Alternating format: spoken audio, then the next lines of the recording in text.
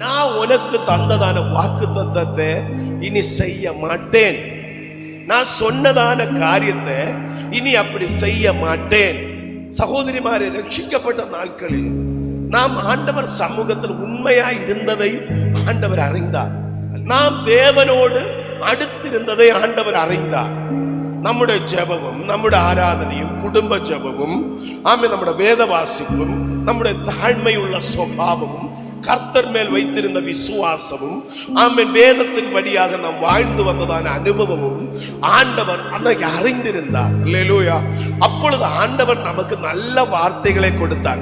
மக்களை, நீ என் வழிகளில் உண்மையாய் நடக்கிறதுனால் நான் உன்னை ஆசீர்வதிப்பேன். நீ என் வழிகளில் எனக்கு பிரியமான காரியங்களை செய்கிறதுனால் நான் உன்னை கனப்படுத்துவேன். அல்லேலூயா.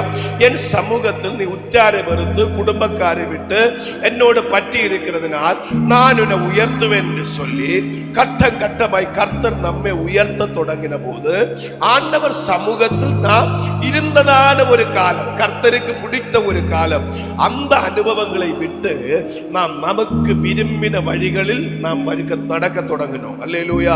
நாம் நமக்கு போதித்த அனுபவங்களில் நாம் வாழ தொடங்கினோம். ஒரு காலத்தில் நாம் இருந்ததை கர்த்தரை நேசிக்கிற ஒரு அனுபவம், அப்படித்தானே? கர்த்தர் விரும்புகிற ஒரு வாழ்க்கை. ஆனா கர்த்தர் நமக்கு வாக்குத்தத்தங்கள் தந்ததற்கு அப்புறம் நாம் வாழ்ந்த வாழ்க்கை என்ன? கர்த்தரை வேதனைப்படுத்துகிற வாழ்க்கை. அல்லேலூயா. கர்த்தரை துக்கப்படுத்துகிற வாழ்க்கை. அப்போ கர்த்தர் நம்மை பார்த்து சொல்லுவார், நான் சொன்னதை போல இனி செய்ய மாட்டேன்.